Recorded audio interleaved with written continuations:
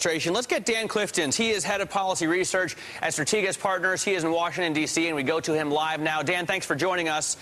Thanks for having me. Let me ask you, I want to talk with you about debt, about stimulus, about a number of things, but why don't we start with the Treasury Secretary? How do you think he gets a grade so far? And I think we should all keep in mind that he was active also in his role as head of the New York Fed when this whole crisis kicked off.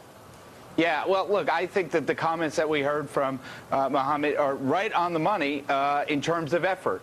The Fed has been so creative and Treasury has been so creative, it's allowed us to take the Fed funds rate down to zero and still be able to provide additional liquidity into the system. I mean, the Fed has provided $2 trillion of liquidity, and Geithner has been there. I think Geithner has been very responsive to the financial crisis in terms of developing some of these programs. But in the execution stage, that has been a little bit lackluster. The foreclosure plans are not working. The bad asset program is much more than anybody expected. And finally, where was the Treasury Secretary on getting an effective stimulus in place, as well as the amount of debt that's being issued on the market, which comes out to about $2 trillion a year. So there still is room for improvement despite the creativity and effort. Well, and I mean, look at what happened with Lehman Brothers. Where was the creativity there? I mean, if you fail your mid-quarter exams, it's tough to get an A at the end of the year. Yeah, you know, I would say that he was part of that process, and the great thing is the New York Times showed us his schedule of meetings during that time. But I would say that Hank Paulson and Ben Bernanke were also part of that process. Sometimes you need failure to succeed.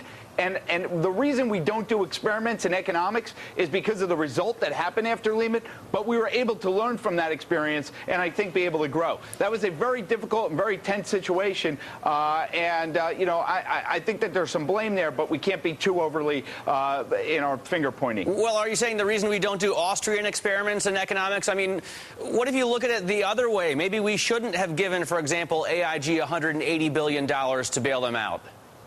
Well, that's right. I mean, the real problem, I think, with the U.S. economy right now is that the implicit policy of the government is to put a floor under asset values and a ceiling under debt level, and we're not letting businesses and consumers deleverage. So as we go in and we start propping up these consumers and businesses, it's only delaying the recovery or will lead to a very muted recovery. We'd had the same effect in 2003, overshadowed by tax cuts, and consumers never fully delevered. Now we're deleveraging for 2 recessions, and Congress and the administration are trying to stop that, and I think that causes more problems down the road. Yeah, I mean, we just heard with Tom Keene and Pim Fox, Robert Shiller saying, hey, maybe the market efficiency hypothesis got too strong over the past 20 years, but maybe it didn't with the Fed continually passing out money and trying to solve debt crises with more debt. I mean, do you see a problem with the incredible amount of debt that we're building up here? Well, absolutely. The first is that the market is underestimating the amount of debt that needs to be put in the market. In 6 months from now, when the primary dealers and Treasury do their quarterly refunding and they have to dramatically revise that low cost of funding ain't going to be so easy anymore. And it adds about $1 trillion of cost if we go back to 1990 the 1990s level of interest rates. That is a huge problem facing the economy. And moreover, can the Fed actually pull off the perfect landing? That's the question we're hearing from our clients, institutional investors, and the scenario is very unlikely. It's a low probability, and the end result will probably be inflation with lower growth. Hey, Dan, let me ask you to stay with us. We're going to take a quick break here on Bloomberg. Come back and talk about the possibility of a second stimulus. All right, Dan Clifton, head of policy research at Strategas Research Partners in Washington, D.C., comes back to us. And, Dan, you know, I get a lot of viewers writing in concerned about all of the debt that we're creating, trying to bail ourselves out of this debt mess that we're in. On the other hand, as you say, it's difficult to experiment when the possible results could be 20% unemployment. You don't want to see that. Still, it's kind of scary continually giving Congress these blank checks.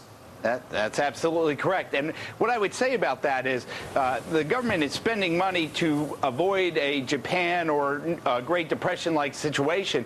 And a lot of studies have gone into preventing Japan. And essentially what we're doing is by putting out all that debt on the market and doing all this spending, we're almost creating a Japan-like situation where that debt is continually going up. The interest payments eventually are going to go much higher. And it's going to be very difficult to climb out of this. And you may get into a worse economic scenario than a better economic scenario from the rescue efforts. Compound interest is not your friend. if you're right. the borrower. Let me ask you about the idea of a second stimulus, because a really interesting Ed Lazier, I believe, in the Wall Street Journal yesterday, saying, as far as the first stimulus, we've only given out $56 billion of the $787, and a lot of that's gone to states, so none of it's even really made its way through to the economy. How long do we have to wait here? Yeah, well, we're going to have to wait till at least the first quarter of 2010.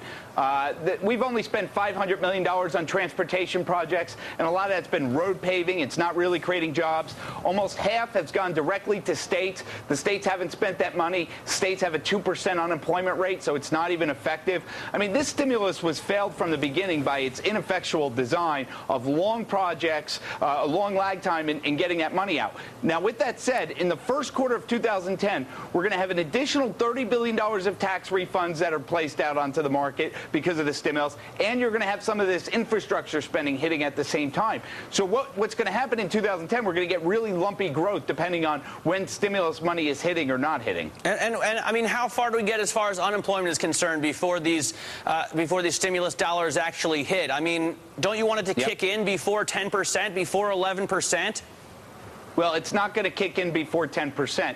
And let me say that once you start getting into the 10% range, this political city of Washington, D.C. is going to change entirely, as it's going to be, we have to do something on the economy moving forward, maybe a second stimulus package. There are estimates I'm looking at about 11.5% unemployment, because once you hit 10%, it becomes psychological for consumers. And the fear amongst economists right now is that consumers are going to withdraw on the idea that unemployment is getting out of control and people could be losing their own jobs moving forward. Let me ask you about the idea then of a second stimulus. I mean, it almost seems premature to talk about it before the first stimulus kicks in.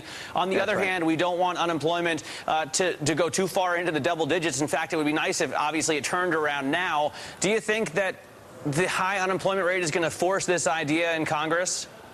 Yeah, I think it's going to build pressure to it. When you look at members of Congress's poll numbers, incumbents who have never had a tough re-election are facing a very tough electorate, very tough election moving forward, and they understand that you've got to get some sort of money moving forward. I would say that if the Democrats move forward on a stimulus package, that may be viewed as an admission of failure on the first package, so there's some hesitation. But I think as the unemployment rate rises, you're going to see a lot of pressure building to do that, and I think that economically, a lot of the home builders, a lot of different industries are sensing this and gearing up their wish list to start putting pressure on members of Congress to start getting a stimulus package out there.